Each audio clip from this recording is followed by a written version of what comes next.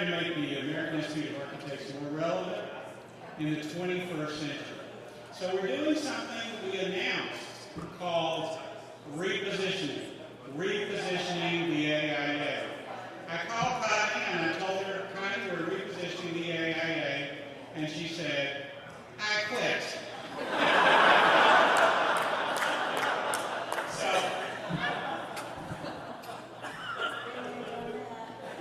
But seriously, folks, I've known Connie, and the point down here I was trying to say is that 34 out of the 35 years or thereabout.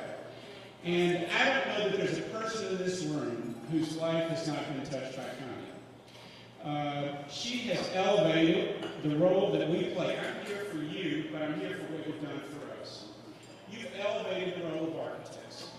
You took your own position with the association and turned that into a professional accomplishment.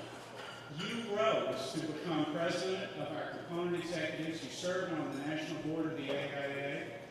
You did all that before I did. I looked up at Mother and I said, Mom, I want to do what she's doing.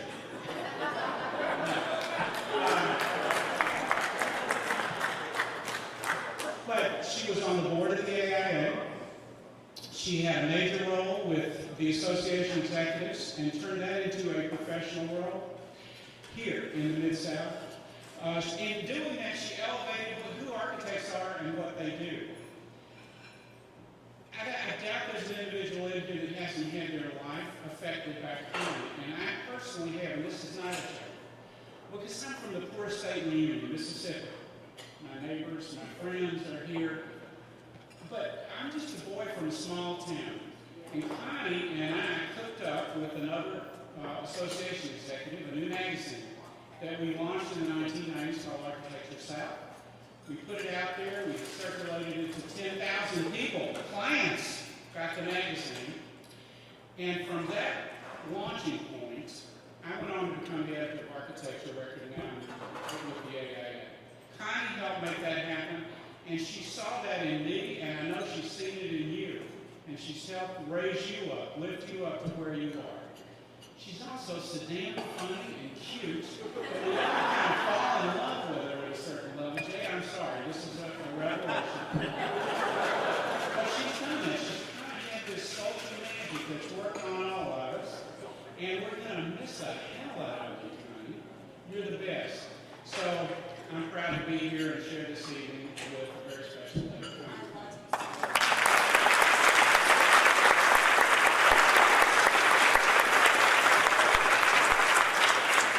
Next, I'd like to invite up Aiaetn.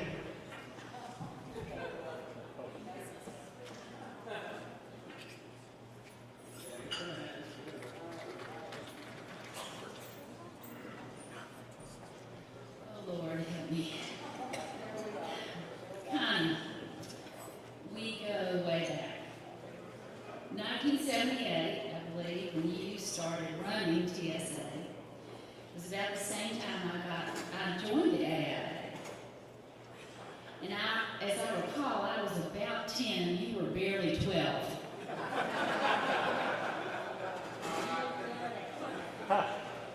We have been and still are kindred spirits. Years ago, we were the lone females in a male-dominated profession. And it didn't take us long to realize that we were constantly surrounded by testosterone. And we all know what happens when you have an overabundance of testosterone. Erections.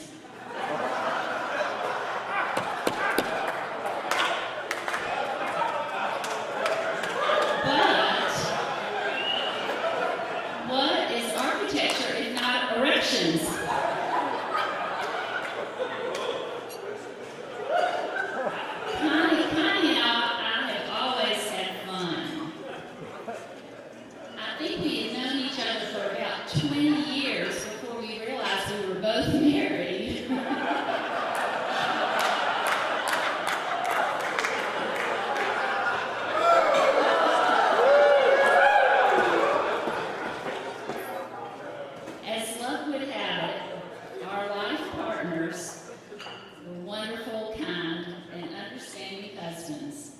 They never stressed that we both had lots of boyfriends. Where's Jay?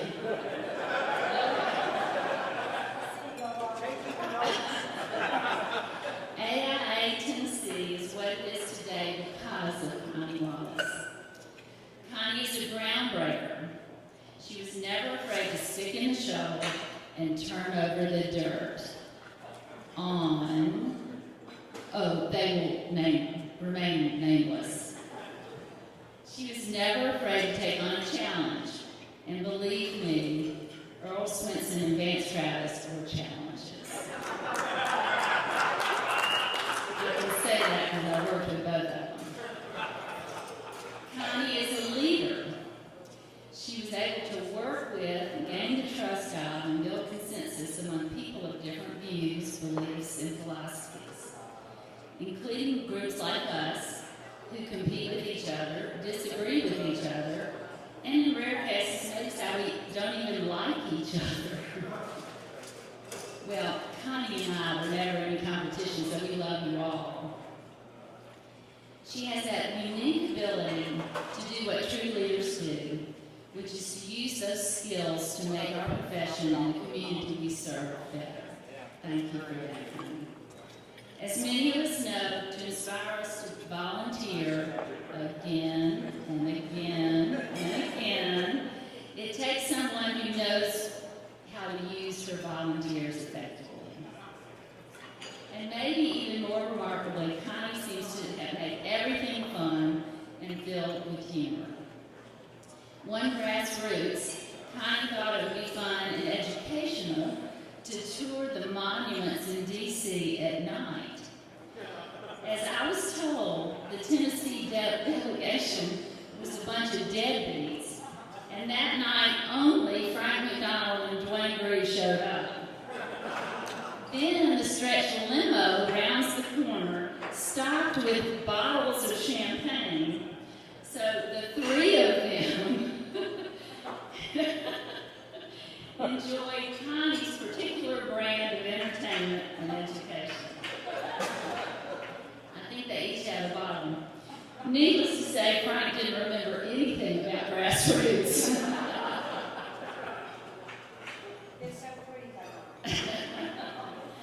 Connie, you are my friend. You're my comrade. You're my role model. My fun, lots of laughter. You still laugh at my jokes, even though they're the same ones from the early 80s. And as you understand, you're going to bust out of this pink hole. Enjoy your retirement, your garden, your grandchildren. Please share your talents with them. Show them how to be a gentle lady in a gentleman's world. Show them how to be large and in charge while small and supportive. Be their joy and laughter, and at the end of a hard day. Be their steadfast supporter. All those things you've been for us for the last 300 years. We will miss you, but knowing that 4 blessed events, grandchildren, resulting from 2 fortuitous erections, will benefit from your talents, we are good with that. Love you, Connie.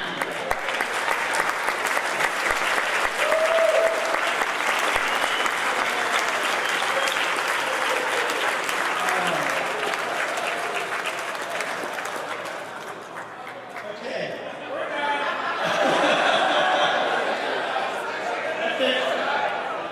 I think there may be only one person that can follow me.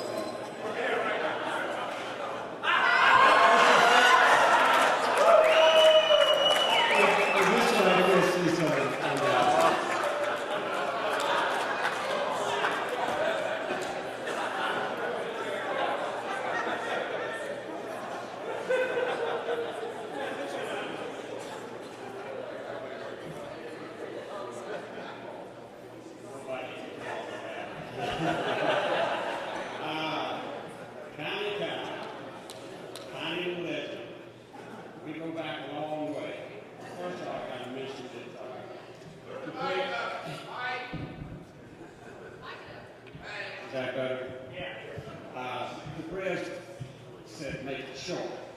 And so I promise you I won't be very short, but there are two reasons. My mother always said there are two reasons for everything. There's a good reason and there's a real reason.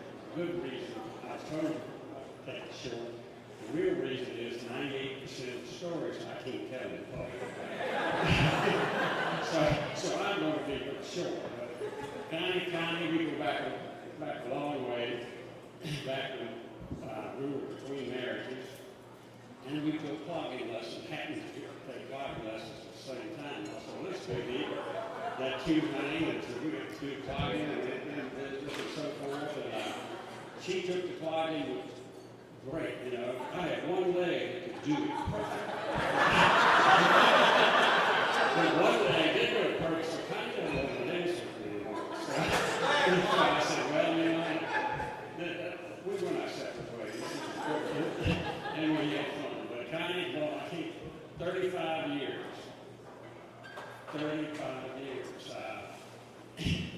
You got to realize that she has trained at least 35 presidents of this organization.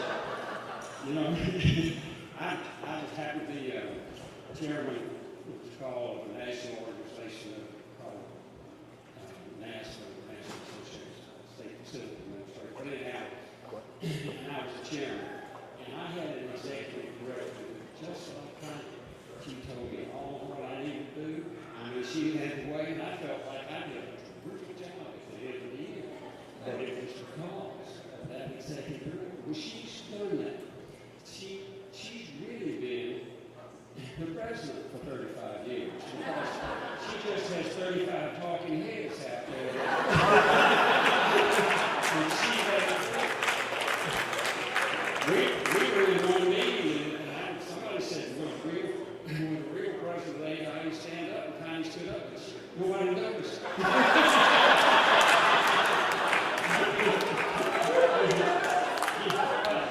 You couldn't see it. Connie is a legend, you know. I think they even named the golf course after her.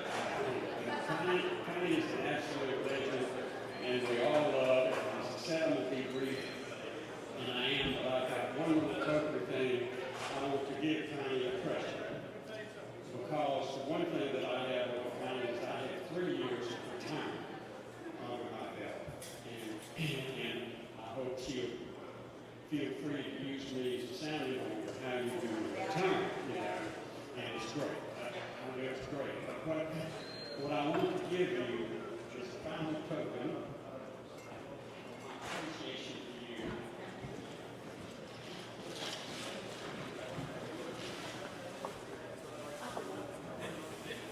Is this letters. And what you do, Connie, every day for the next week, you take a bunch of those and start sucking on them so you get that grin off your face.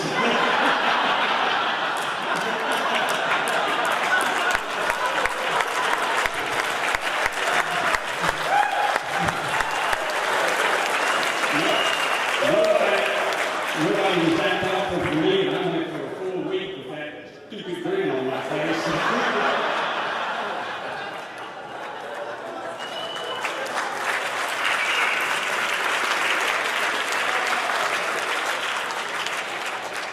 I think I resemble some of those remarks. Next, I'd like to invite Bree Thompson up.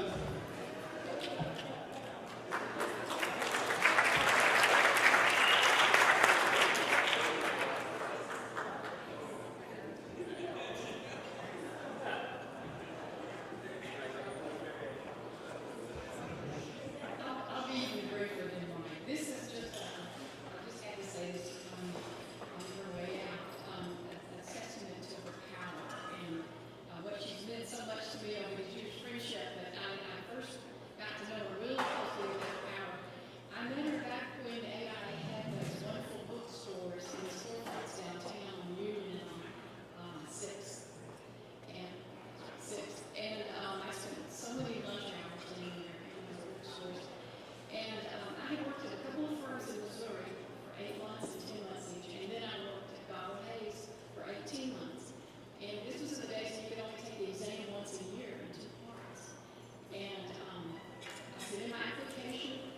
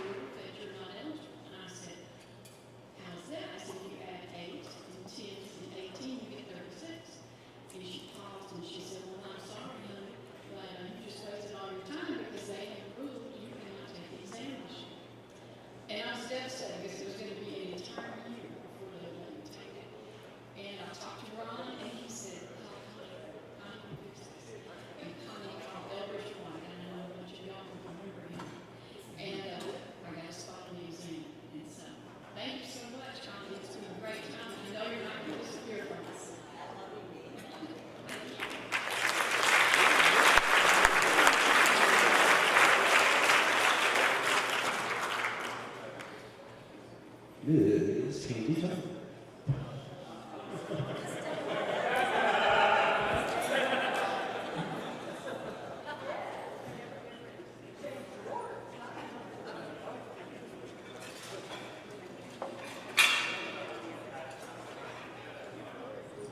What Scott didn't tell you is that I am the executive director of 2 state engineering firms. And wait a minute.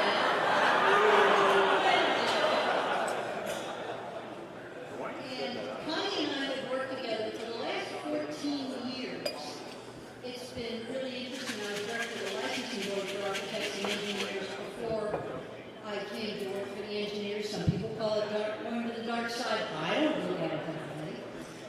But 18 years to know Connie Wallace is a long time. Not like 35 or 34, but.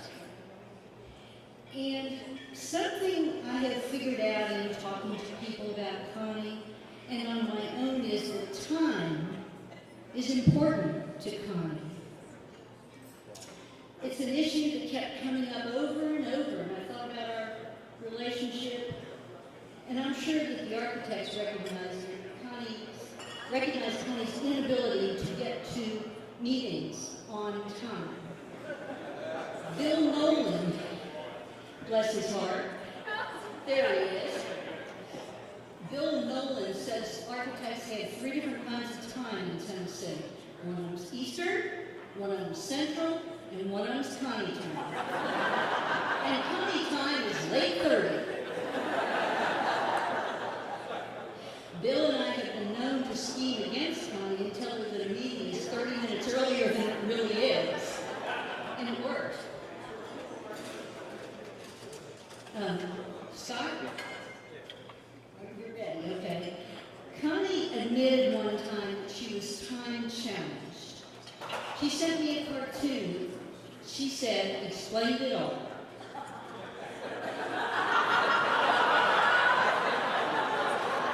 She really sent me that cartoon. I did not find it.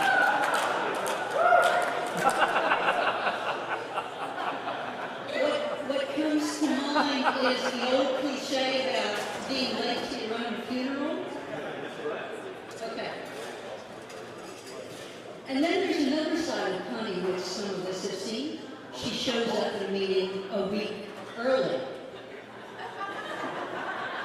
I don't know if she was late on the day that, who knows. Anyway, her knowledge about the design industry has been incredible and a big help to me. When I was at the Architects and Engineers Board, she was a resource. She's still a resource to the members of the licensing board, and we've got a couple of those up here tonight. It's just amazing. The WISE Council has been sought out by members of the board. We've worked together on a lot of legislative issues. She has her own lobbyist, but I am the lobbyist for the engineers. And I think that there are several things that you are not going to miss in about 6 months, Connie. Some of the things like the renovation of existing buildings bill that we had to fight in 2000, codes adoption bills, public works threshold bills, and the fight of all fights against interior licensure and a practice act. We were good. We killed it. That's right. Yeah. I'm sorry that Bob Oglesby is not here tonight. We were looking forward to a long and harmonious relationship with Bob Oglesby, and I was going to ask him, what's up with his leaving? Was it something Connie said to him?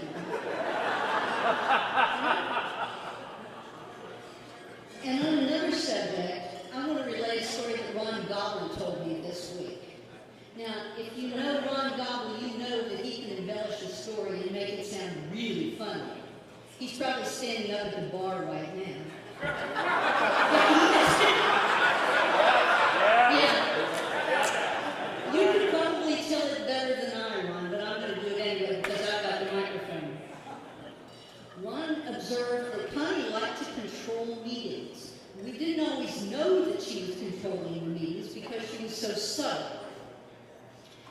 there was an unofficial gathering of the members of the Architects and Engineers Board, and because they cannot meet without the sun shining on them, that's why we're calling it an unofficial gathering. The board was going through a transition. This was before they had the good sense to hire me as their executive director. And Connie pulled together a meeting in the evening. She provided cheese and fruit and drinks. She wanted to talk to the board members about privatization of the licensing board. She made her presentation, and then there was a strawberry going through the air, and it ended up with a food fight. Okay, Bob, you can tell the story better later. There are lots more stories, some of which are totally off limits, I have been told by Connie. But I heard about one AIA board retreat when a group of architects meeting in a bar decided that they needed to carry Connie's bed, and she was sleeping in it, out in the snow. They obviously didn't have an engineer with them in the group, or the engineer would have told them they can't do it with her in the bed, out the door. Anyway.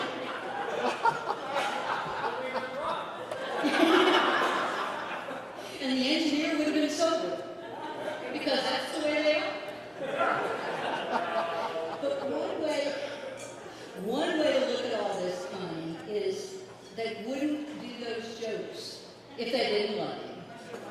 You sure have. What do you care now? You know? What do you care? Okay, maybe the interior designers don't love you, but most other people. It has been. Did you? Okay. She's going to leave me fighting interior designers. It's been really great to get to know you over the years. You have been my mentor. You have been a source of a great deal of information. You've passed it on. You've shared it freely. And I really appreciate that. I'm going to miss you a lot. Your guidance, your 30 years worth of wisdom about the design industry, and your friendship. We've driven together to a lot of architects and engineers boards meetings in other parts of the state. Those are the stories that are off limits. I respect you, I appreciate you, and I want to warn Ashley that she doesn't know what's coming. I will do whatever I can to make life easier for all of us, but we're really going to miss Connie. And Chris Remke, I don't believe he's here tonight, but he wanted to give you a gift to keep you busy during your retirement. Bob, would you mind taking those? He can bring them to you. 5-gallon buckets of bulbs. Daffodils. And there are bows in those buckets too. Daffodils and bearded iris. Thank you, Connie. It's been great.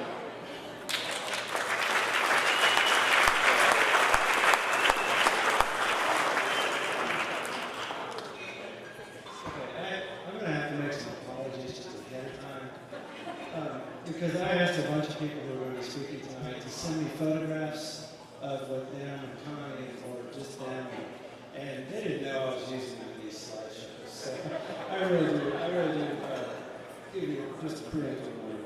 I would like to invite Metcalf Crump.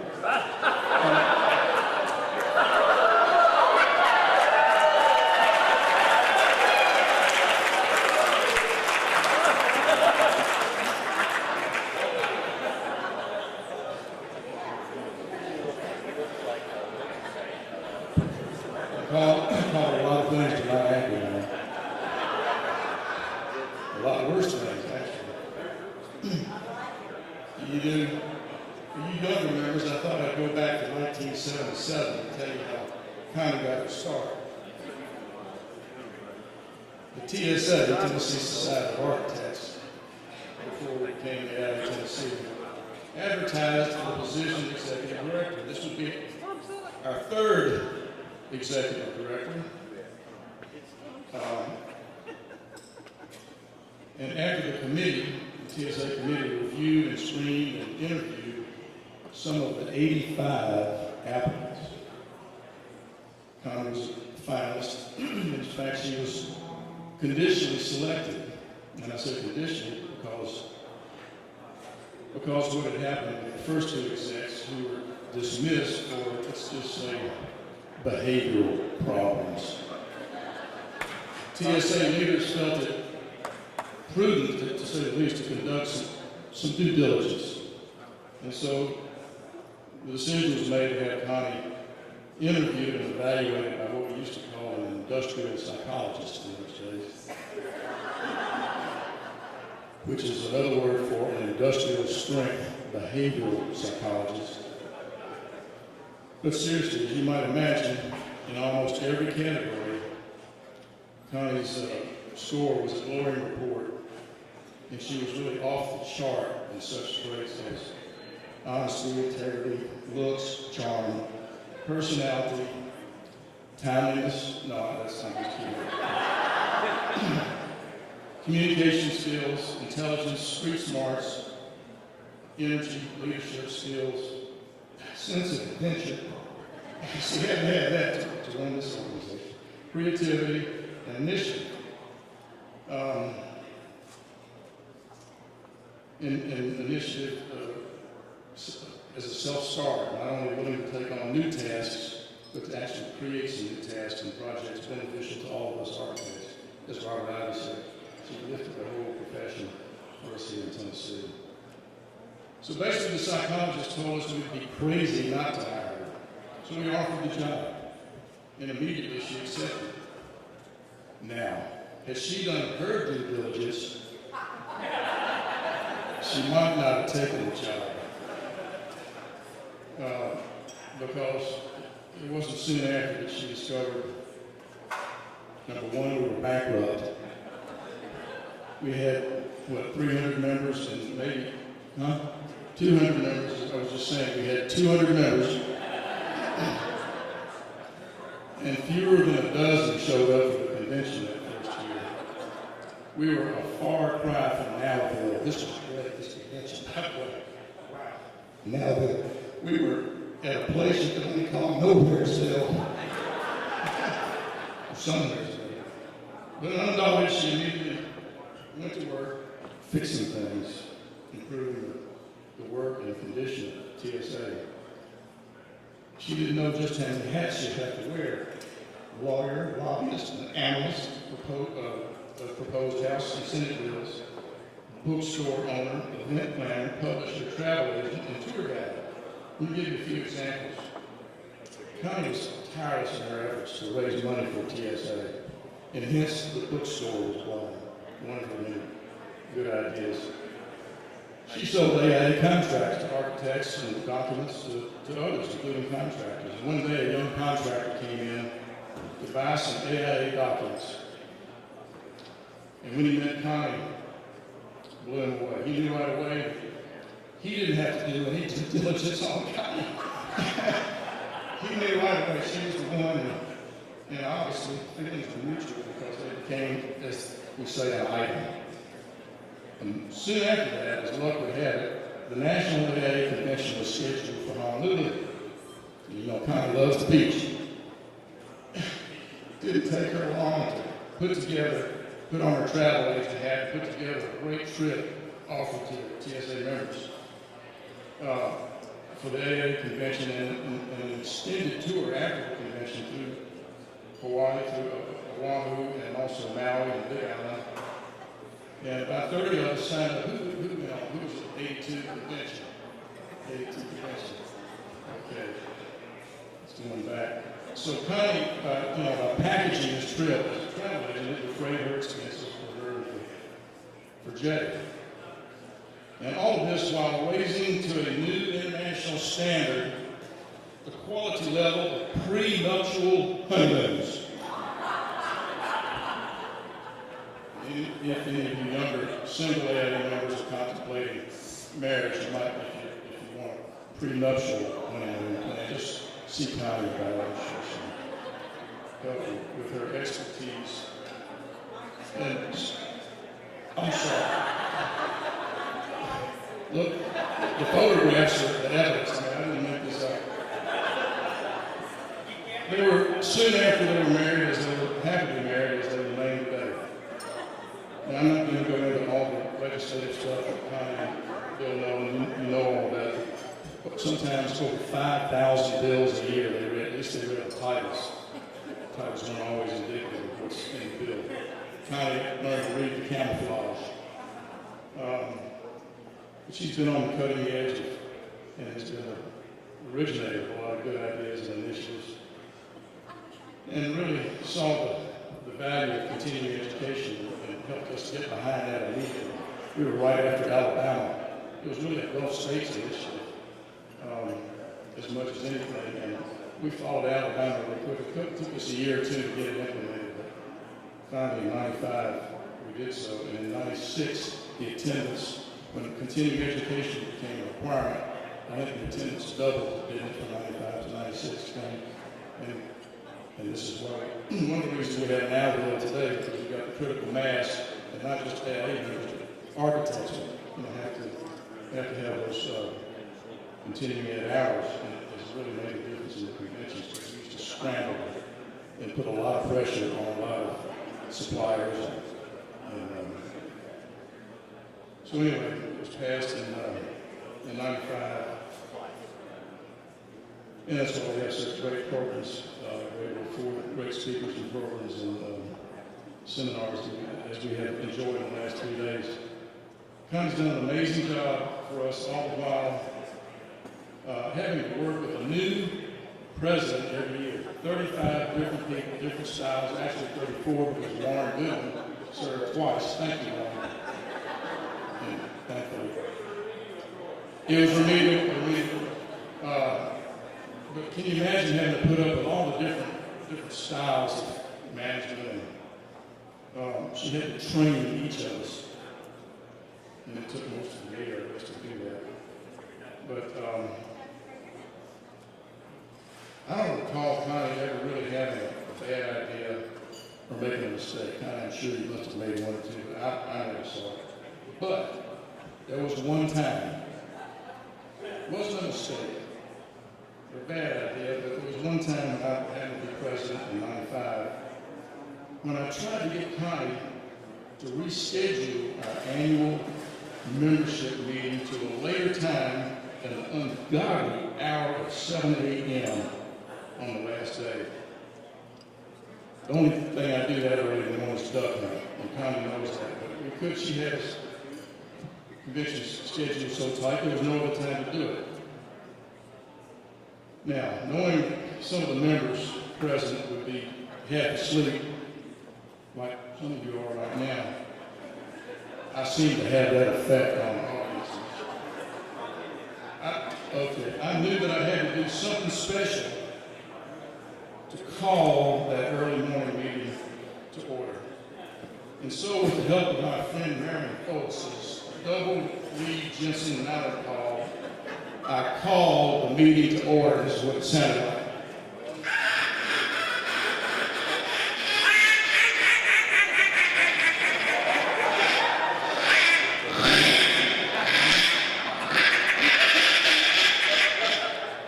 We love you, Connie, for putting up with us.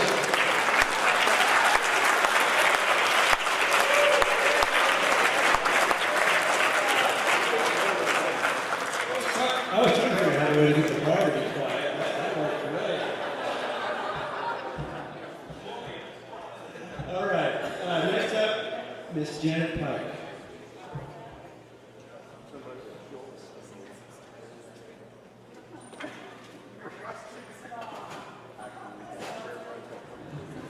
Hi, everybody. I'm from Lexington, Kentucky. It's great to be in Tennessee, and I'm Connie in Kentucky, or at least I try to be. So it's great to be here. I'm so happy to be here and have the opportunity to honor my friend and colleague, Connie Long. We've known each other 25 years, and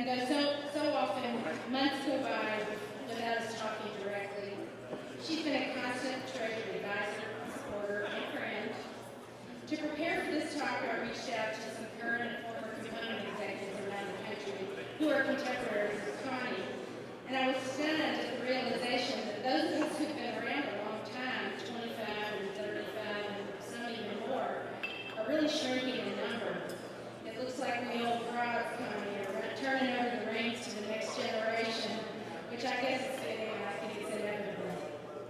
Nevertheless, I bring greetings and best wishes today from now retired case execs, and they love it, Ray Dunphy, Suzanne Schwingles, Lenore Lissy, Barbara Rodriguez, your very good friend.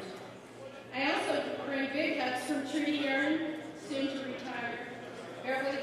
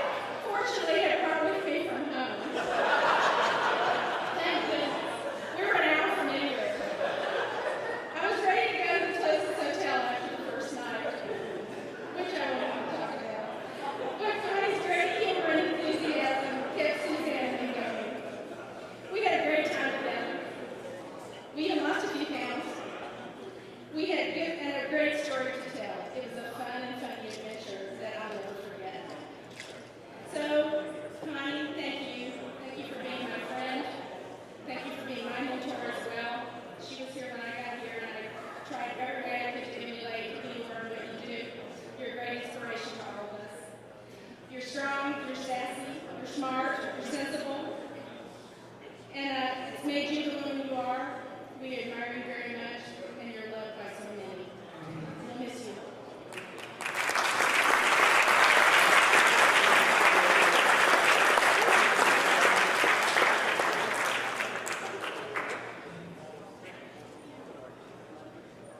Okay. Next up, we have Peter Hunt.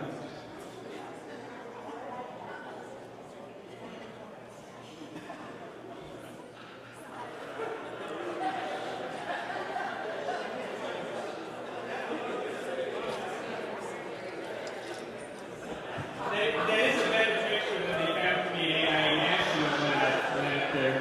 They found it off of Facebook, so that was no good.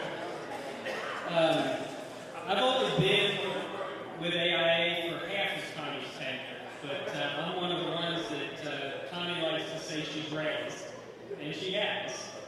I owe a lot of my experience and my tenure with AIA to Connie. I have two stories that I can tell. One of them is one that Connie likes to tell, but the thing is that Connie doesn't know the true story behind the story that she tells. See, I used to come to AIA board meetings, and I would come to the office early, and I would go and see what needed to be done to help out and get things to the meeting. And I walked into Connie's office one time and sat down and was talking to her. And Connie tells this story, so I can tell it. The way Connie tells it, I was sitting there and she was ashen about embarrassment because she had spent one of those wonderful nights at her office. And Connie's underwear was hanging in the window behind where I was sitting. The thing that Connie doesn't know in telling that story is I didn't know that her underwear was there until the first time she told that story.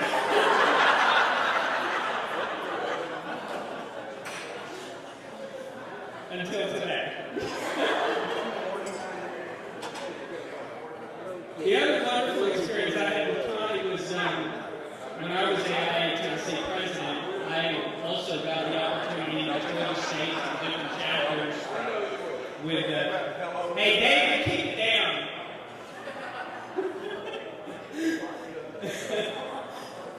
I got the opportunity to tour the AIA chapters with Connie as well, and being from Northeast Tennessee and Kingsport at the time, Memphis was quite a ride. And so Connie offered that I could come down and stay with her and Jay for the night, and then we could leave in the morning and make it to the chapter meeting in Memphis. And so I stayed in their spare room on the main floor and woke up at about 7 o'clock in the morning. Jay, of course, leaves at like 4 in the morning. And I got up and got ready and everything, and we'd be in Memphis at about 11 o'clock. And this will offer a lot of explanation for why Connie's late. But about 7:45, I started just kind of looking around. I knew Memphis was about a 3-hour trip, and I didn't hear anything from upstairs. And I thought, well, certainly she's getting ready by now. And I wandered around the living room for a little while, and about 10 of, I kind of looked up the stairs a little bit, still didn't hear anything. And I started calling up the stairs, Tommy, are you awake? Are you? Didn't hear a thing. Finally got the dogs to start barking at about 5 and I hear this shuffle, shuffle, shuffle. Oh, crap!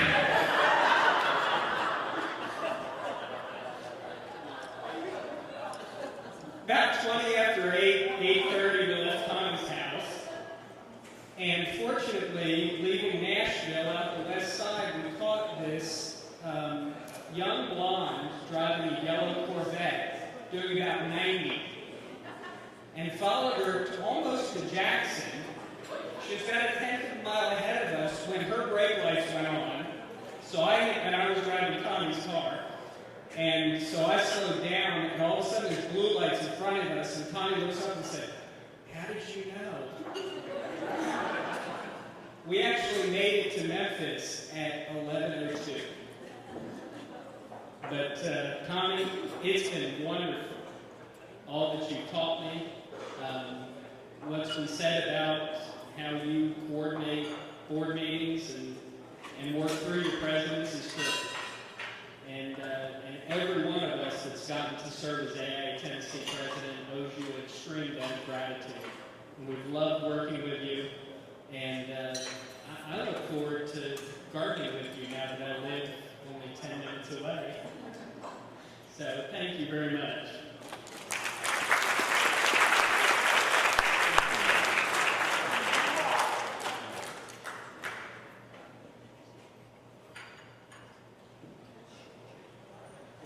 Did that make it, Fed Watkins? He was supposed to be here. I'm sure he's here. Okay, we will move on. Mr. Joey Hayden, will you come on down?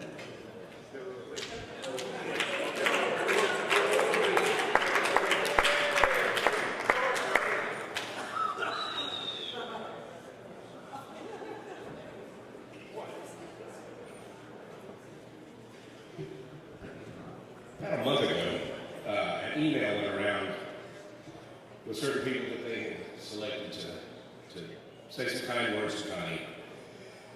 To the right-hand column, left hand is all the names. Great members of AIA Tennessee, friends of Connie. And on the right was what they wanted you to talk about, legislative issues, the history of AIA Tennessee. Mine was parties at the convention. A lot of respect. A lot of respect. It was, well, there was just a guy, I don't know, I got to blow that. To quote one of my favorite characters from South Park, smoking is bad, children, smoking is bad. Please don't smoke. I do. And the only benefit I've ever gotten from it, my dear, is 100 years ago, at Grassroots, it was snowing. We were in Georgetown for dinner. Beautiful night, beautiful restaurant.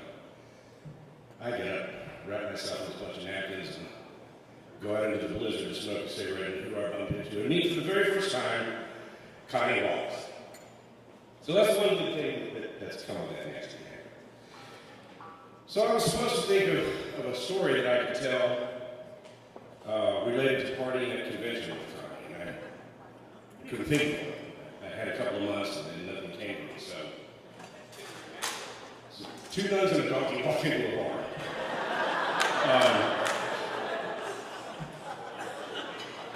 Okay. I've got one, and actually Metcalf gave me a good lead. A long time ago, I was to receive the President's Award. Oh, and by the way, before I tell this story, I cleared it, so I'm not allowed to tell you who, but said person said, "It's okay, go ahead, tell the story." Subliminal feeling. Said, "Oh, and I ran into your husband." I said, "I'm not to be in trouble." Anyway, I was to receive the presidential award. To my credit, I did not know it. And Metcalf, that was back when they gave those awards out at that god-awful 7 a.m. As I am wont to do on occasion, I had been out late the night before. So I think it's kind of bedtime. So the alarm went off, and I was I can't do it. This thing is just away. Again, I did not know I was going to get it. I stumbled around, finally scarred my teeth, go down to the convention, and Connie said, "Oh, by the way, congratulations, we gave you the President's Award at this meeting this morning." I felt really bad. I did. I actually really did. I'm capable of that. I said, I am so sorry. Had I known I was going to get this award, I would have found a way to make it clear. I would have come kind of straight and nice. She said, "Don't worry about it. A long time ago, I was offered the President's Award, and I didn't show show up either. I was skinny dipping in a waterfall with a keynote speaker.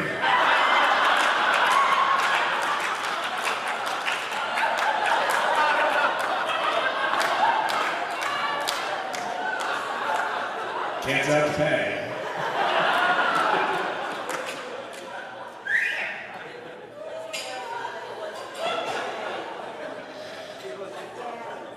It was your daddy? Is that what you said? It was pre-Jay. Oh, yes, I should clarify that. Which I did with Jay in the restroom, but that's another story altogether. Thank you for not only teaching me everything about AIA, but also how to be a real leader. You're a visionary. You've changed the face of this organization. It's miraculous what you've done. And in the time that you've done it, you've become a dear, dear, dear friend of mine. And you know you're welcome to Memphis. Anytime the pool's open, we're keeping our clothes on. Many of you may know that we just celebrated Elvis Week in Memphis, Tennessee. This is not Elvis Week. Brett, will you come forward, please? This is Connie Week. And Brett is watching a special present. Oh, you're going to want the camera.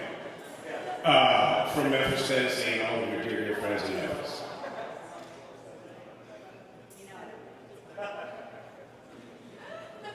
If you can't see them, they're Elvis glasses with sideburns. Yeah!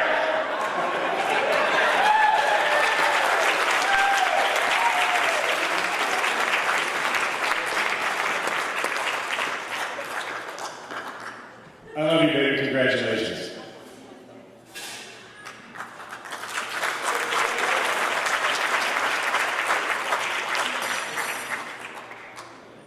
I thought I was the one that couldn't change the damn 7 a.m. meetings. Jeez. Okay, next up we have a longtime friend, Mr. Dwayne Griff. Yes, Dwayne. Dwayne, get off the bar. Come over. El Dwayne. El Dwayne. Told to make it short. We love you.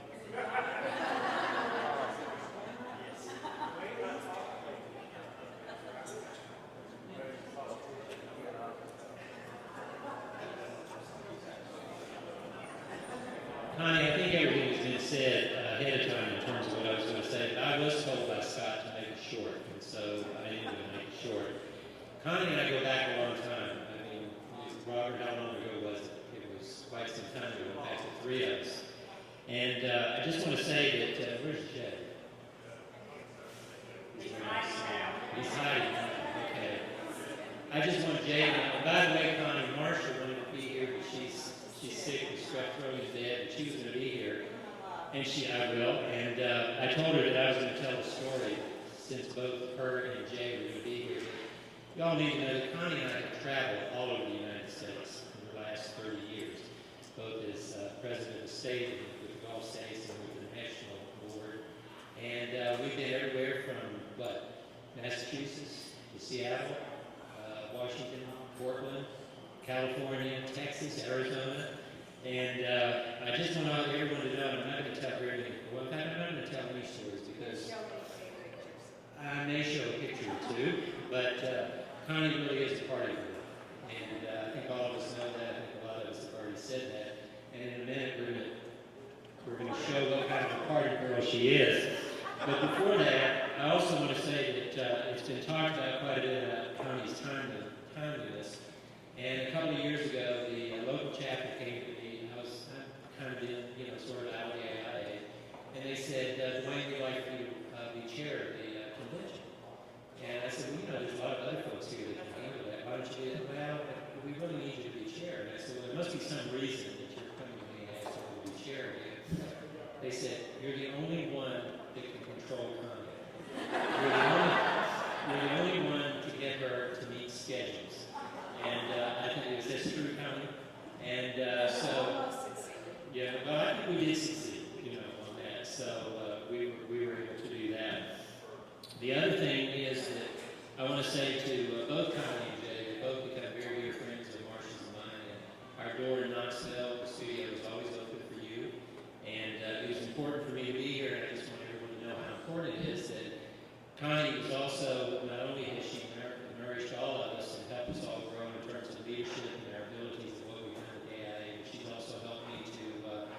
become involved in politics in Knoxville and serving on city council. And I want to thank her and all my colleagues for the support you gave me on that. And Connie, just to tell you how important this evening was, I'm actually going to go back to Knoxville tonight because being on city council, I am going to be judging the historic dog contest. That tells you how important running for political office is, right? But I just wanted you to know that I wasn't going to give that up. But anyway, just to close real quick, just to show what kind of party girl Connie is, show the slide. Where is it? Wait, that's not it.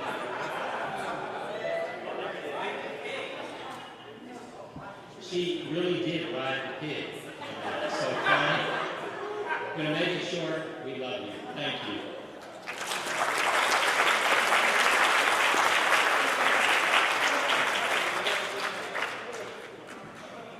Carol? Where's Carol? I'm right here. There you go. Come on.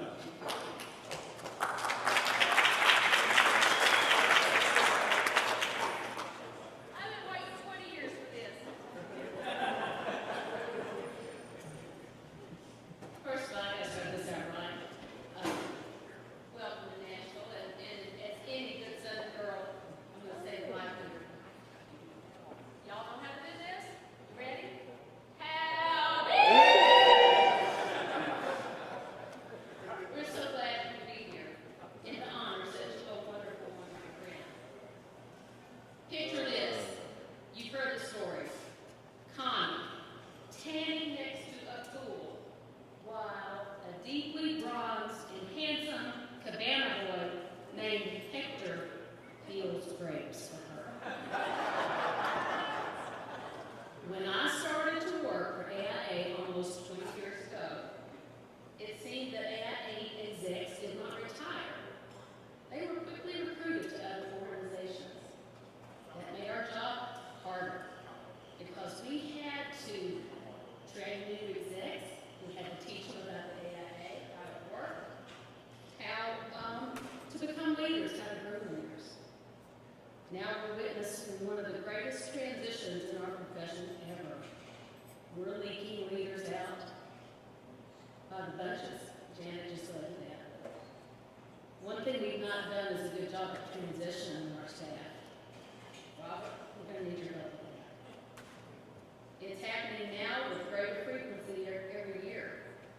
Our worlds are changing and our ranks are changing.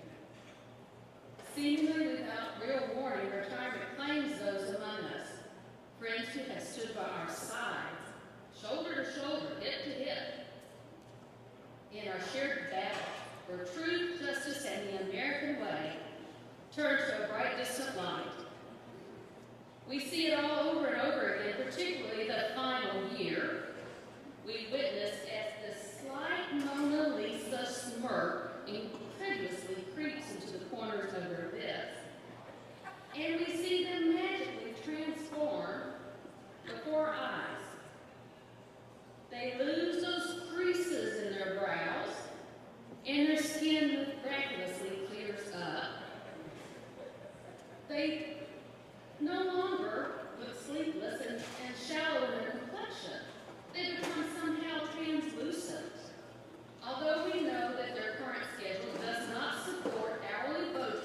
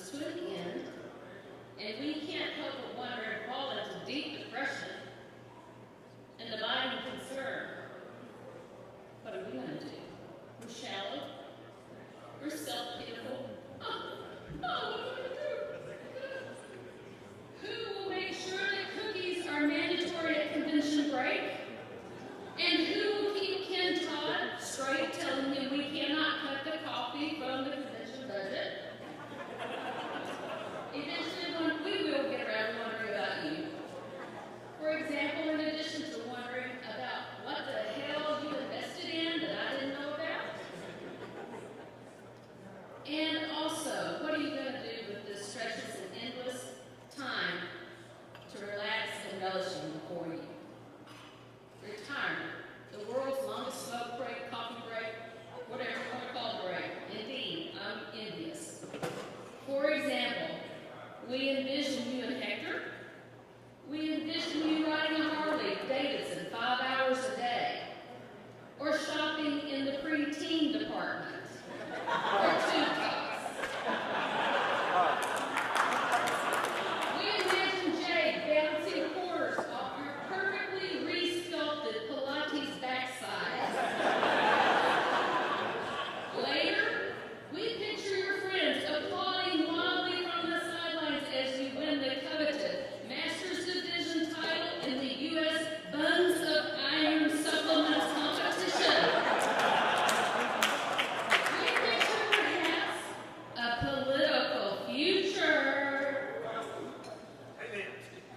and see you running for Congress, moving to D.C. to take on the national debt, national security issues. Your campaign slogan, what the hell are you thinking? And what may work on your home planet but won't work here, pal, buddy? Based on your years of service and popularity, the membership recently completed a survey similar to the superlative section of the student yearbook. Because it wasn't required or essential or directed by the current administration, 100% of the staff participated.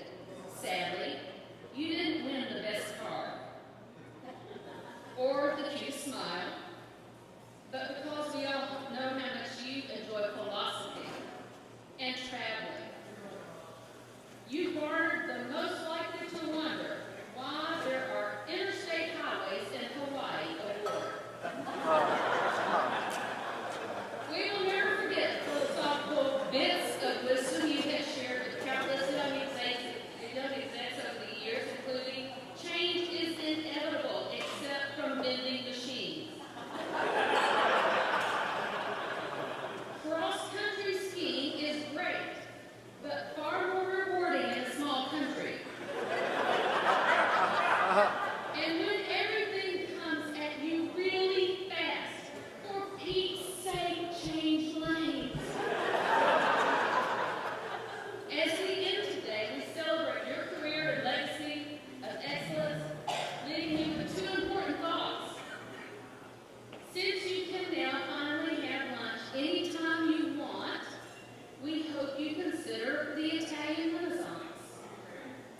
Remember, as much as we like to believe that immortality is achieved through teaching and mentoring others, the real truth is that immortality is best achieved by simply not dying. Please consider stopping the smoking. We wish you good health and abundant joy. And in the apt words of Garrison Keillor, be well, do good things, and keep in touch. You are loved.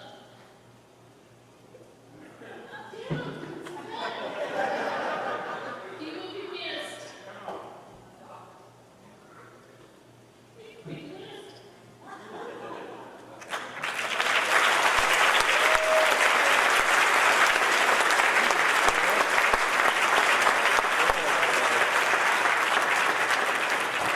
Thank you, Fred. Okay, next we have Mr. Marion Folks. And I believe he may have a coat. Is that Mr. Dodd? Oh, no.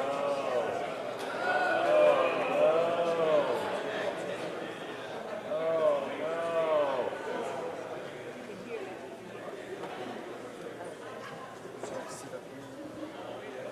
Need good break.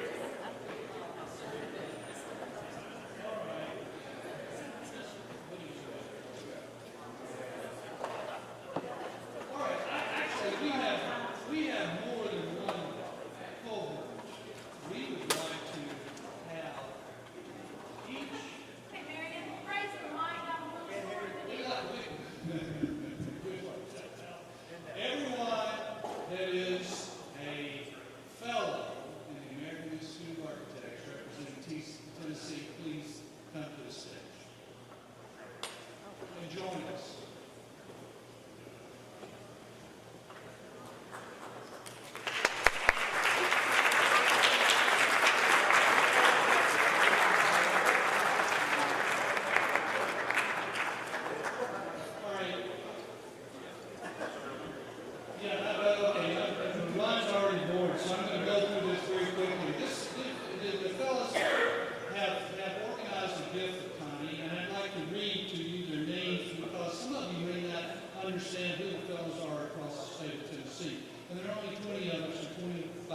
So Bruce Crabtree, Antonio Malone, Bill Bailey, Brian Gracie, David Rhodes, David Woolley,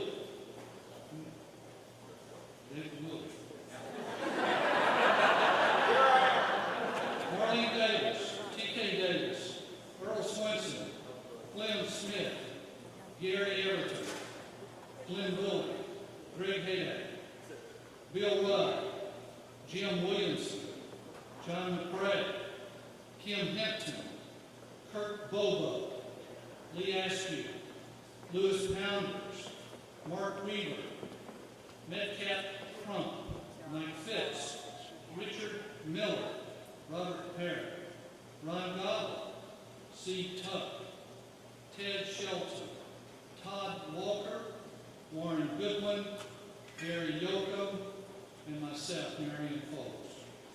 Now, what we've done is we've gone around and asked our group of Wayne Green.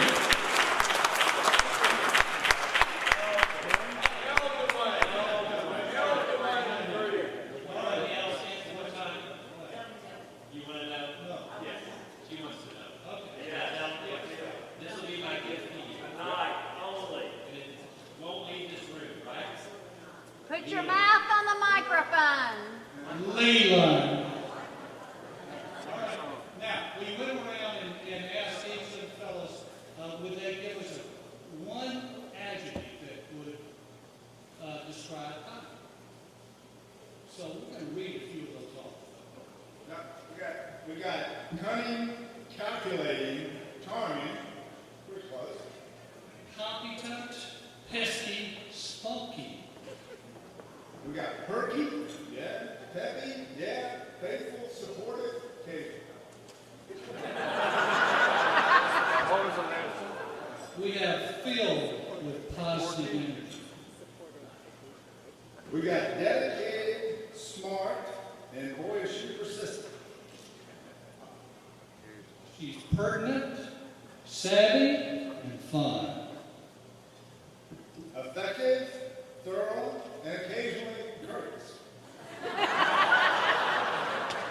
Actually, that's rarely courteous. She's steadfast, lively, and of course, crazy. We have something, Connie, will you please join us on stage?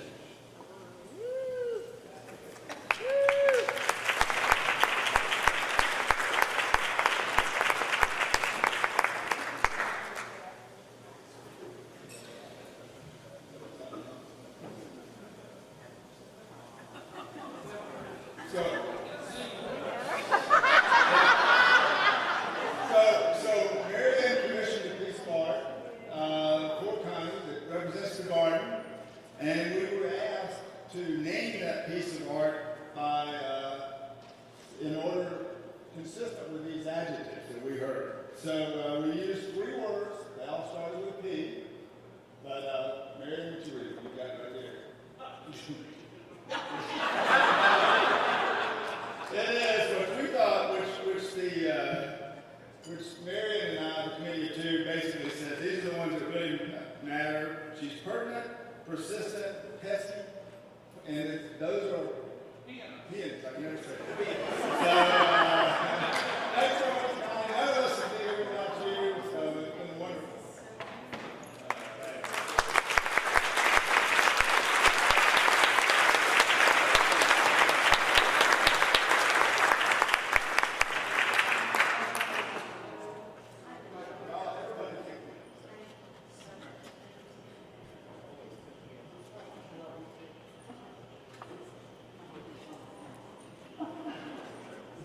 It's nice to have a mother hen that takes all of her flock underneath her wing and gazing.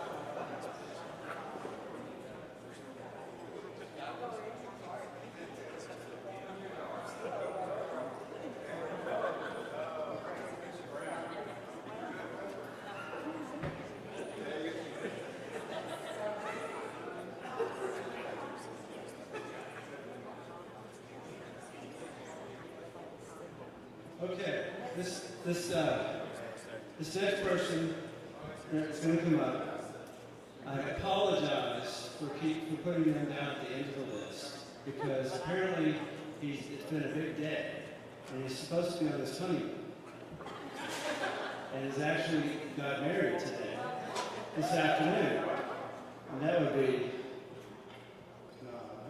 Bill Nolan.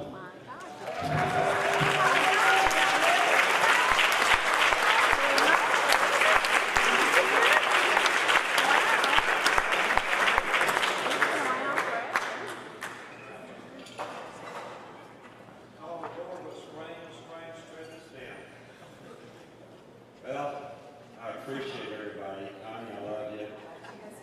I got some stories. I was shocked tonight to find out that I had been working with Connie for 27 years. I didn't know I was that old. I knew Connie was. I wasn't sure about that. But you know, the very first time that Connie, I ever talked to Connie, I was working for the trial lawyers, and talking to the trial lawyers, and she says, "Gee, if you have an architect convention, would you like to come debate us on tort reform?" That was Dwayne. That was Dwayne. I'm blaming you, because you were the one who said, let's come do it. Well, here I'm going to be with 800 architects and a scapegoat, and so what do you do in a situation you know you're going to be just ridiculed totally? You bring your dog. So I brought my little child with me and said, "Connie, don't hurt me." Well, after we had finished the debate, she came up to me and she said, "You want to go to work with the architects?"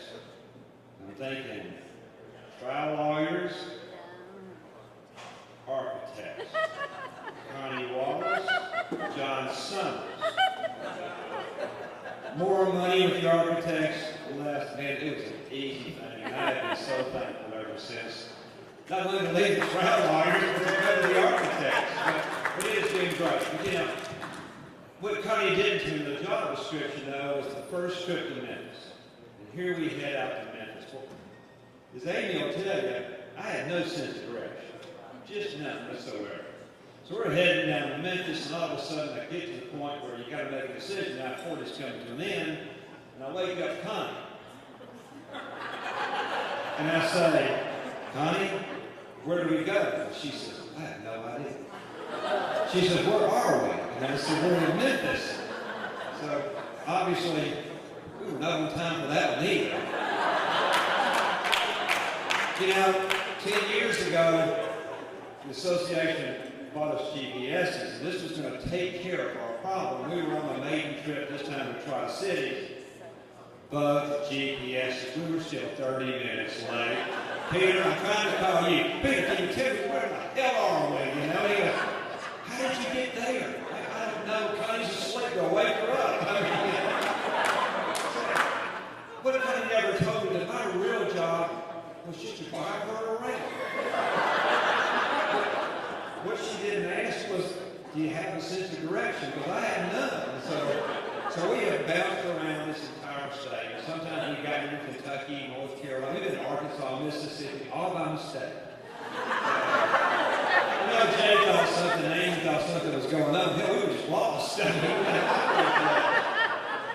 you know, the legislature just wouldn't be the same, and it's just not going to be. We have lost some great people.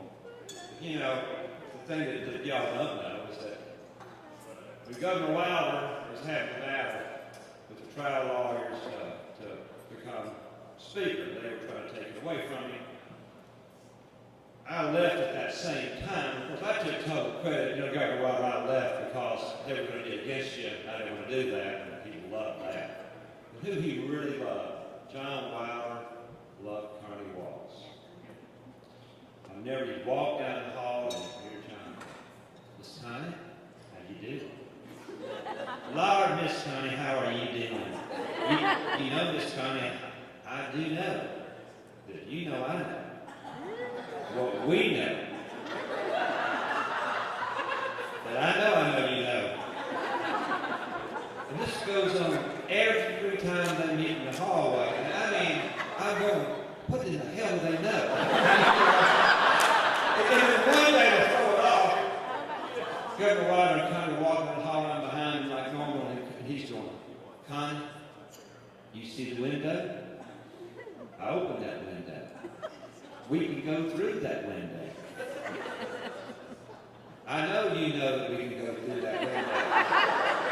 She just had no idea. She's never explained what they mean. You know, Governor Wilder was known for one thing, to be in the cosmos. I always said it was drug related.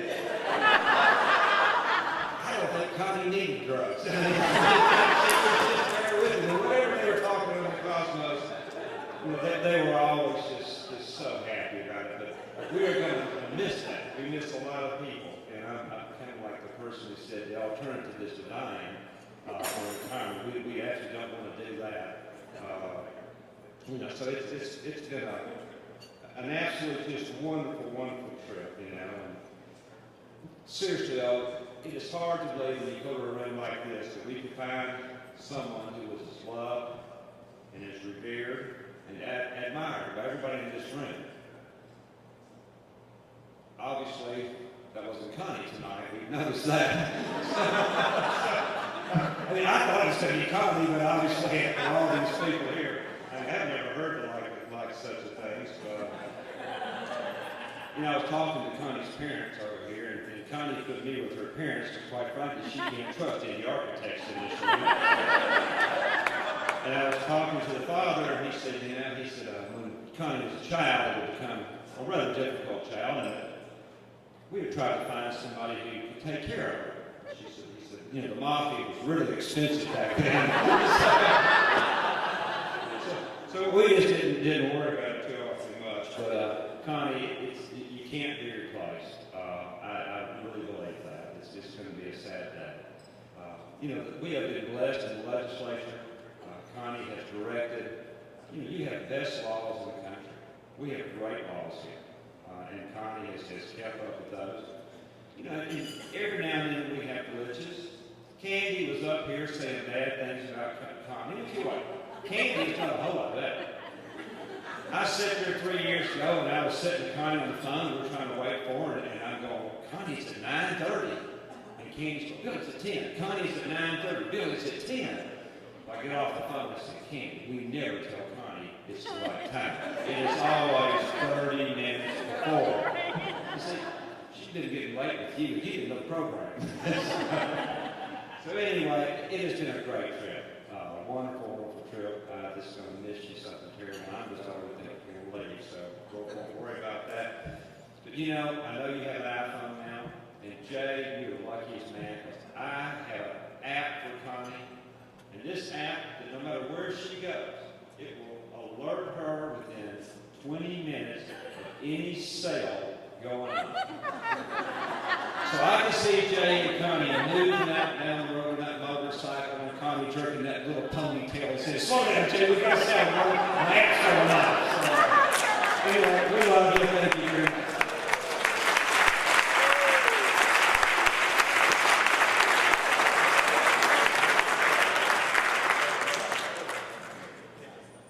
Okay, thank you. Marlene, you're on. Because you can.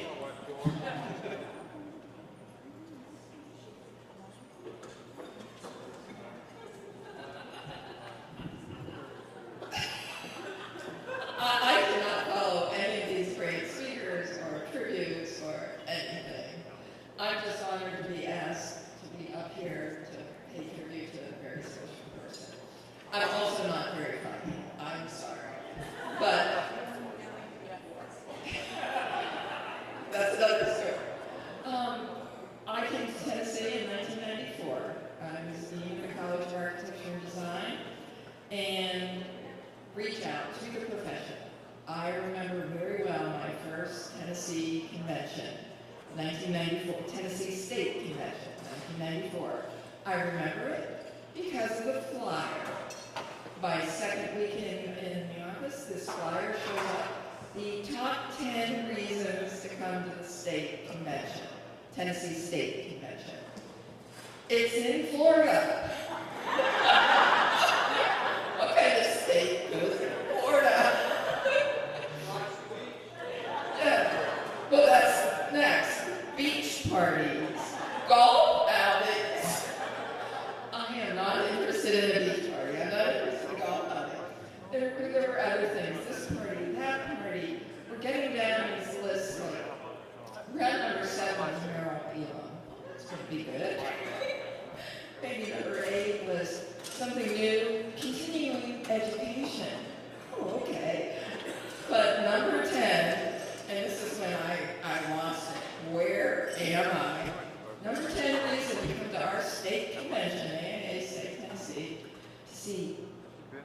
our state president, Dwayne Reed, in a Speedo. Where am I? What am I doing here? He says, "I took this flyer." I'm like, "What is this?" "That's Connie." I just could not believe it.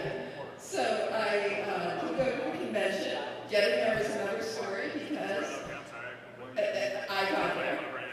But I will simply say that in 1994, looking out in the room, there weren't very many women. And we would often have a women's lunch, and it was a table of 4. Connie, though, 1994, she is a force. She is a powerful presence. She is a tornado. It was amazing. She's funny, she's smart, she's professional, she's confident, and she's also herself. She's not trying to be anything else. That was Connie Wallace. It was love at first sight. But no, it was an amazing support network, I feel, for the women of Tennessee, to have Connie be herself, to have a support person that I related to all these years. Connie means so much to me, means a lot to me to be up here. And to just say something, people know what Connie does here in Nashville, pretty much here in Tennessee. I thought I would give 2 different contexts. Maybe one is represented by Robert Ivy and also Candy from Kentucky. But I got active in some national things with the Association of Colleges. We thought we would lobby for research money, and we thought we would ask the AIA about, well, how could we professors actually, try to get some research money out of the government, blah, blah. I booked a meeting on this, you're from Tennessee. The AIA lobbying department, the advocacy group, had nothing but positives to talk about this state. Tennessee has their act together. Tennessee knows what they're doing. As Bill Nolan said, we do it. It was just nothing but superlatives. And maybe everybody takes this for granted. I was amazed. And secondly, just another context is University of Tennessee. We put Connie on the board of advisors, and I can tell you there's no greater supporter for education, for the future of the profession. Mentorship has been mentioned so much. Connie loved being part of the school, loved contributing, and just on a very, very personal level, I didn't have a better supporter in the state. Thank you, Connie, and best of luck.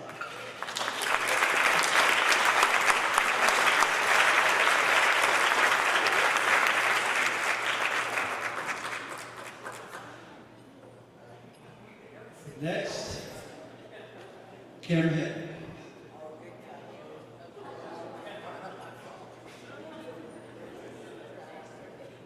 I have asked to go back.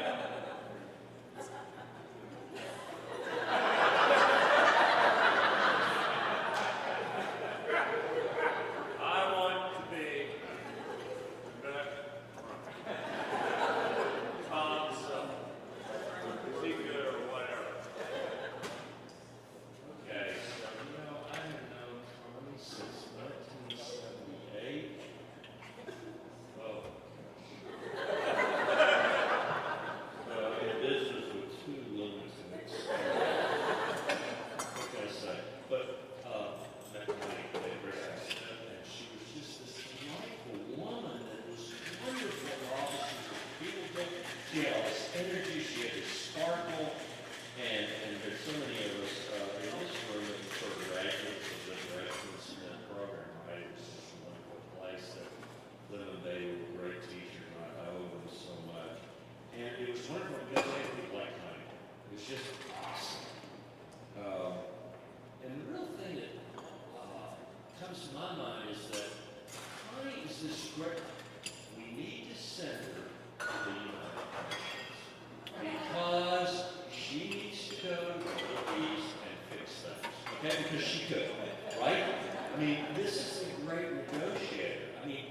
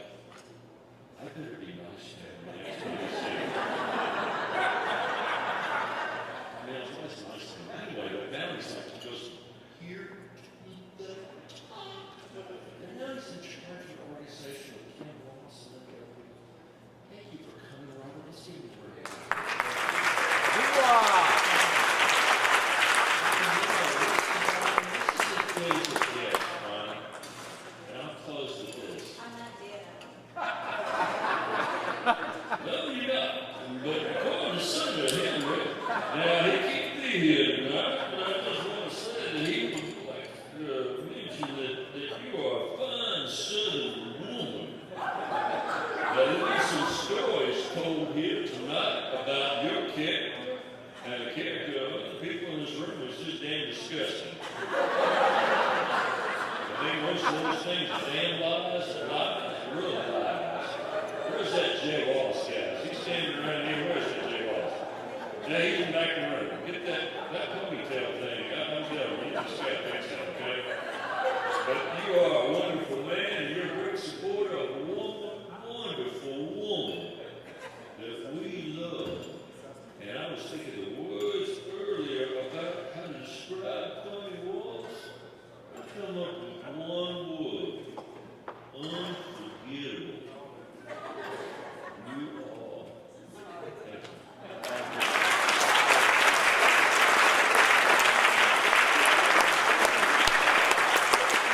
Good. And with that, I would like to open the floor up, the mic up, to anybody else who would like to come up and say anything about Connie. It's an open mic. Anybody's welcome. If not, all right, there's Cyril. All right, come on.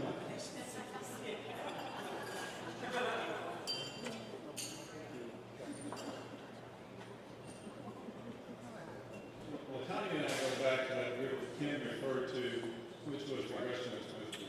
And Connie was there marketing, we were marketing and doing company retreats and all that. But I do want you to know that, serving on the national board, doing things in the region, Connie's presence has not only shaped this state, everybody in this room is something happens to others, but it has really shaped Case and all the executives out there that she's moved through over the years, and has created a reputation for this place, for herself, and a love throughout the country. And Connie, we wish you the best in your retirement. It's been a great ride.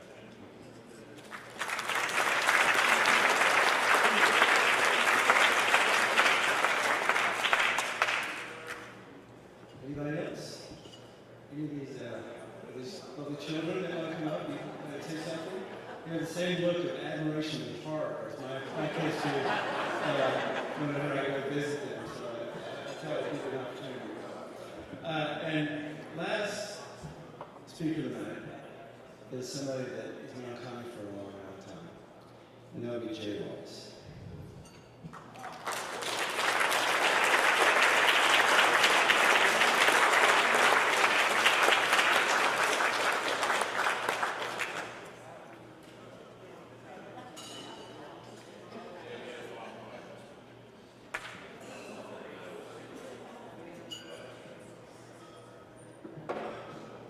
Sorry, but I was in the background.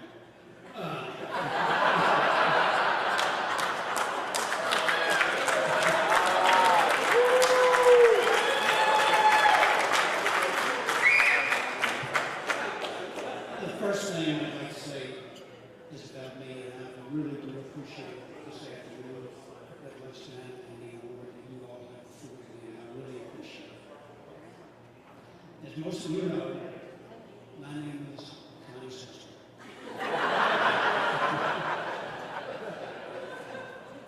When Scott asked me if I'd say a few words, one of the things that I said, we need to talk about family.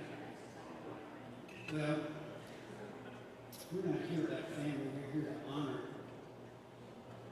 and pay tribute to an amazing woman that I had the very good fortune to marry.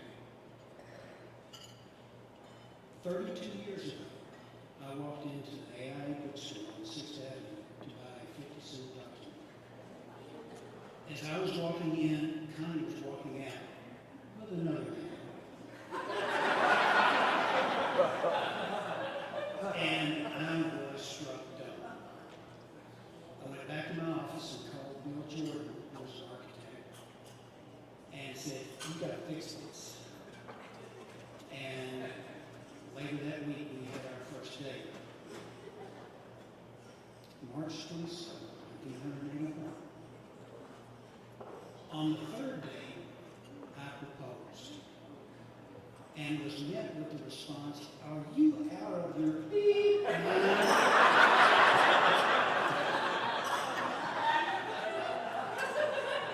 And for some reason, I was not deterred.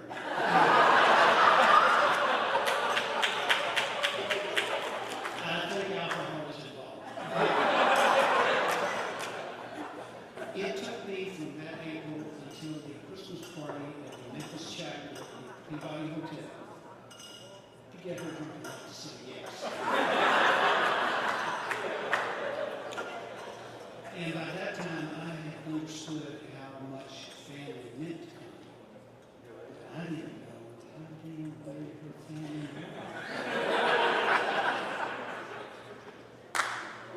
For example, this is my 32nd state convention. We postponed the wedding so that she could have the fall planning session.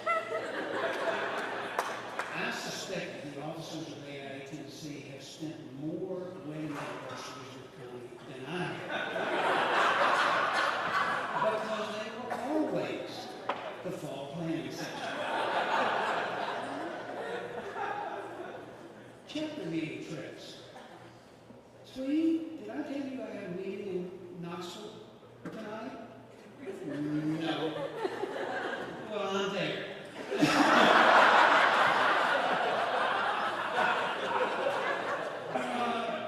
Okay. Lobbying efforts to make sure that you architects were thought about first when legislation was proposed. Writing bills, writing grants, and as we saw tonight, helping whenever she was asked for AIA fellowships. Staying very late at the office because, I mean, I've got an 8 o'clock meeting, and we both know that I'll never be able to make it if I come home. And since there were a few hours left in the day after she did all that, she raised 2 magnificent children. She has and is making a major effort to spoil 4 wonderful grandchildren and doing a job of it with our next 6. Charlie works late, leaves the office to go to a soccer game, or travels to South Carolina for a dance recital or chorale, and then goes back to the office to make sure that the rest of the family is taken care of. Connie is the type of person, the high performer that we all wish we were, and so few of us achieve. She's a successful businesswoman, a national award winner, and she's the type of person that we all aspire to be. A wonderful mother, sister, daughter, and friend. There's a song by a songwriter named, well, I just drew a blank, Guy Clark. And the name of the song is Stuff, which happens to be one of our favorite blues groups. But there's one line in the song, and he's talking about his wife, and now I'm talking about mine. And the song goes that, if I can remember, that woman I love, she paints like God. She's got a playground sense of justice. She won't take odds. I've got a tattoo with her name right through my soul. I think everything she touches turns to gold. Connie is AIA Tennessee, to people in Tennessee and in the nation. She is the rock of our family, and she is the love of our life. So now, if you have a glass of whatever, would you please raise it? Yes. Hold on just a second. Okay.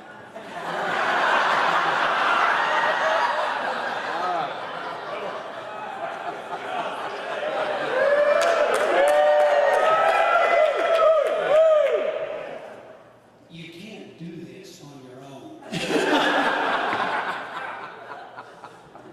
Please raise your glass Yes. to our favorite, Connie Willis. Hey!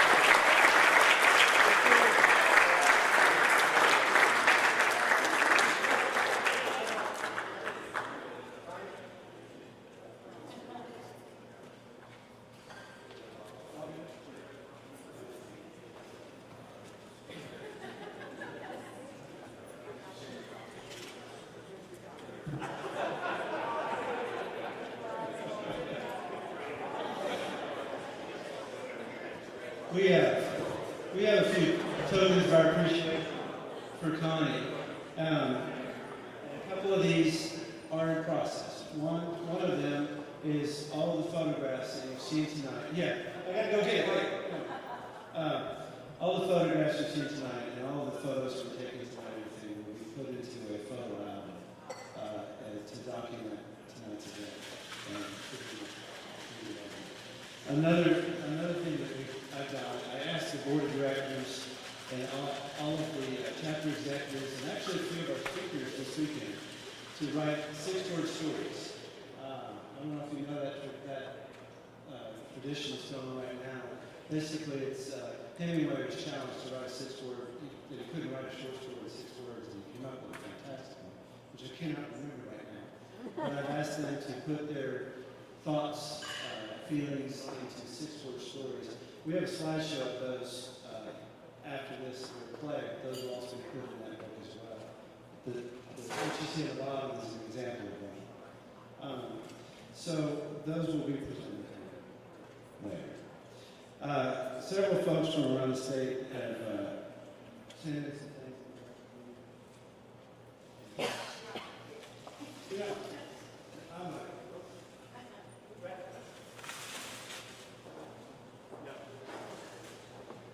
Terry DeWitt.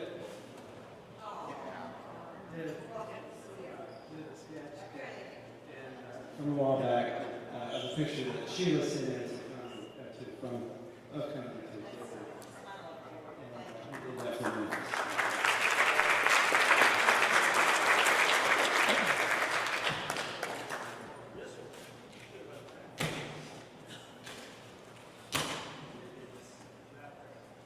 Our friend John McKay. John McCray. Okay. Got the boobs. He does some sculptures. And he knew Connie was a sports fan. And so he did this sculpture of the Tennessee. I'm not sure. Oh,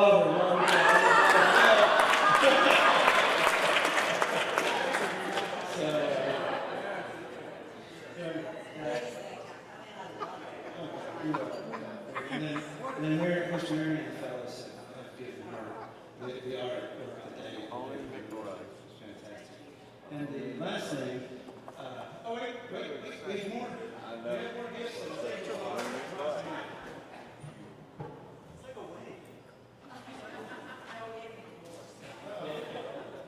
This, I have not seen.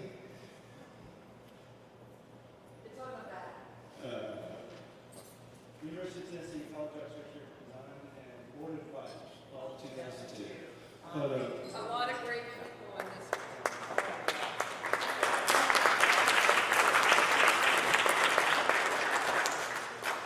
And then the last one, I'm going to let our It's my privilege to give you a presidential citation from Mickey Jacob, the president of the American Institute of Architects. Presidential citation awarded to Constance C. Wallace, honorary AIA, whose long and distinguished career of service to her case colleagues and the members of the American Institute of Architects as Executive Vice President of AIA Tennessee defines the gold standard of creative leadership. Her skill at achieving objectives, her gift in building teamwork and coalitions, and her coaching that inspired others to stretch beyond their comfort zone are legacies that will steer those who would be leaders for many generations to come. Signed, Mickey Jacob, FAIA, 2013, President, 16 August 2013.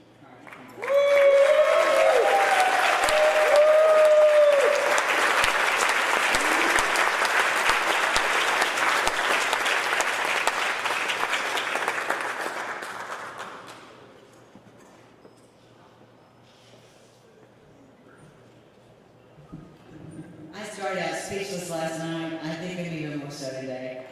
If you're sick with me, you just had a belly full. I'm so sorry.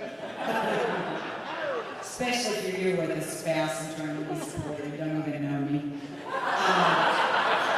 It couldn't get much worse than that, but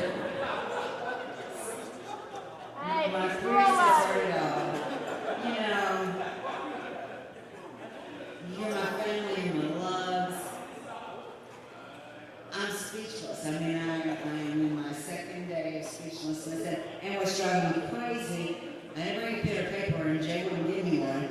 I can see you kind of tired of the stories too. Because it's like, as you were talking, all I've had all week is a rush of brain activity and a full heart and just a soul full of love, burning love with the silence and stuff like that.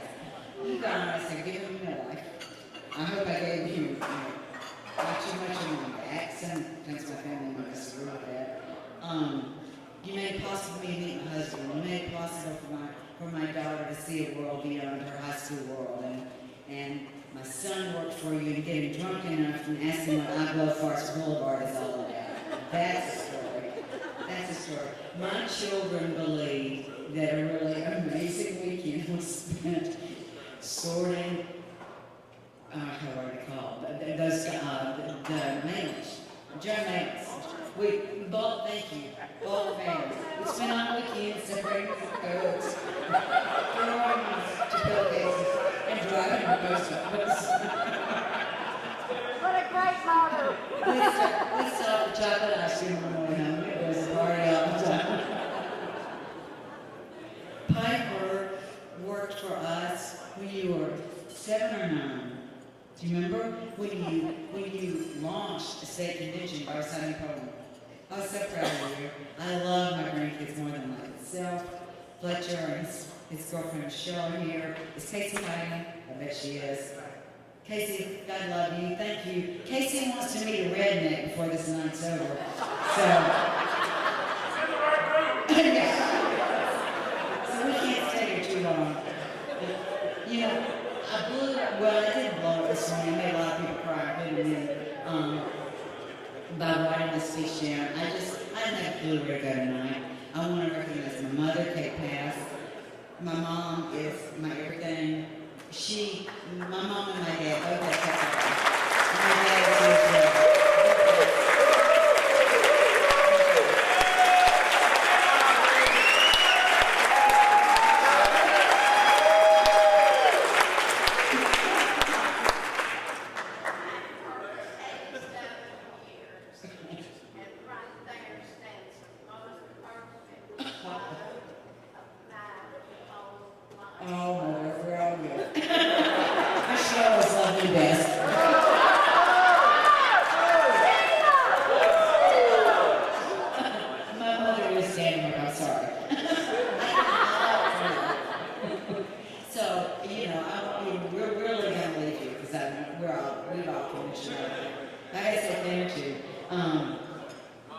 my mother and my daddy started with nothing, and my mom lost her mother when she was 10 years old, and mother figured out how to get along in the world with 4 brothers and a kind of clueless daddy. And look at her, she's still going. I'll tell you what, she'll have a suitcase packed for her door, and I won't be retired a week before she's got our next trip scheduled. Plan on that. My dad is the same age and I recognize his wife Jean, who's been a wonderful friend and mentor to me. My vet, Amy, and my stepsister, and they're guardians. Yeah. So, and we'll just go on and on, but I promise we're not going to do this for long. My daddy was very ill. He was injured in months, and he took on raising a family like 14. We're talking about taking his family at age 14. Daddy never graduated from high school. He taught me how to be an entrepreneur.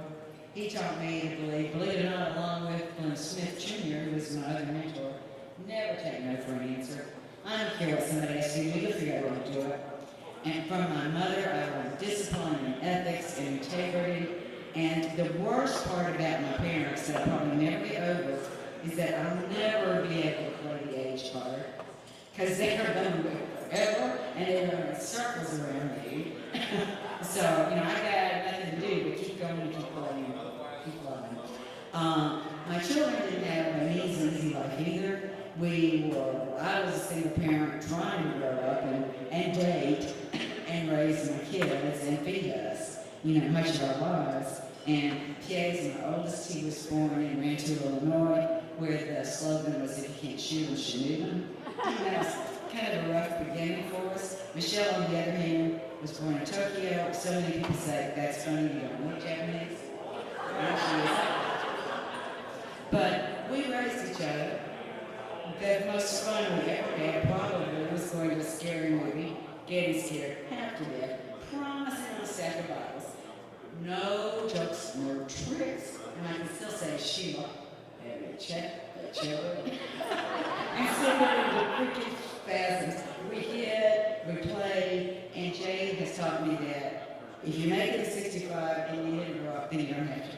So I'm kind of playing around.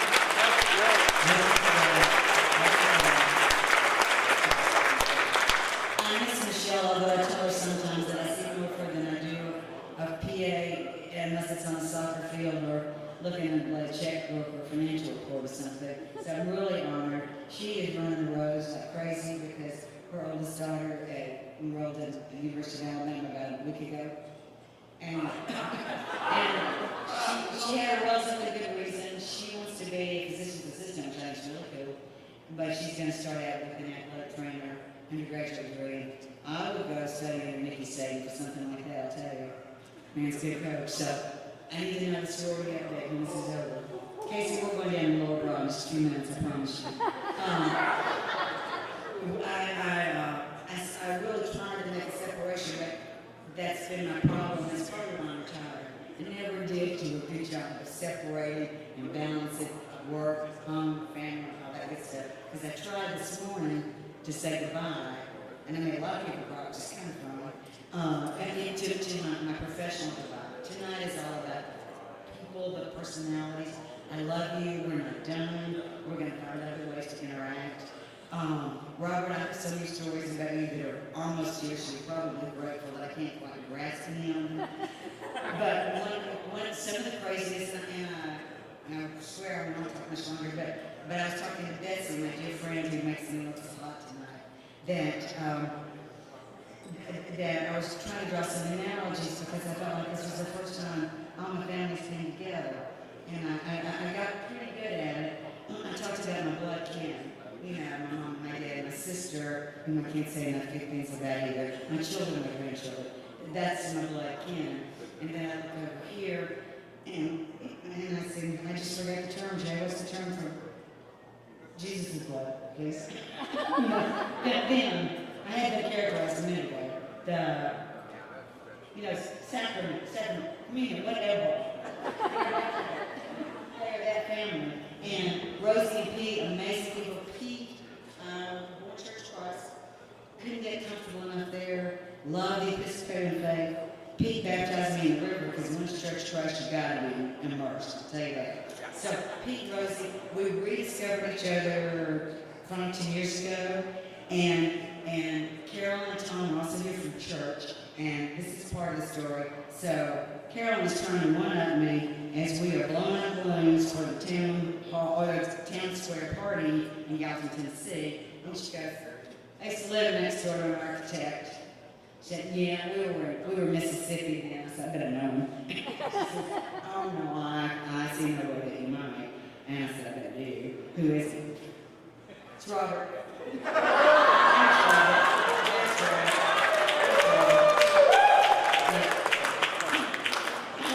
I met Robert. I think I met you like my first quarter on the job when the Gulf States Convention was in Biloxi, and a woman who should be here tonight, and I love this because she's not, but she's had some life challenges. Kathy Jackson. Kathy Jackson partied with Janet and Carol and me all over this country. Is that what? Hazing? There are a lot of stories we would not tell, but I think not Woodstock, but that place in, what was that music center in Washington, D.C.? Wolf. I think we burned it down, I'm sorry. But Barbara Rodriguez and Gore, you have no idea the fellowship and the welcome and warmth and the education and the downright awesome online parties and friendships that we all share together. The other person I must mention is that Kim Settle should be here tonight. She died a year ago, 49. and she promised me she would do this party, so I'm hoping she's going to see this.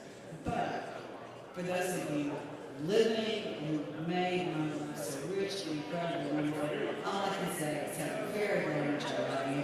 Scott, you know, you gave me, you guys gave me a life, you gave me my husband, so thank you, you'll be in my heart for always, and I may be back in 6 months, I told you my whole but thank you.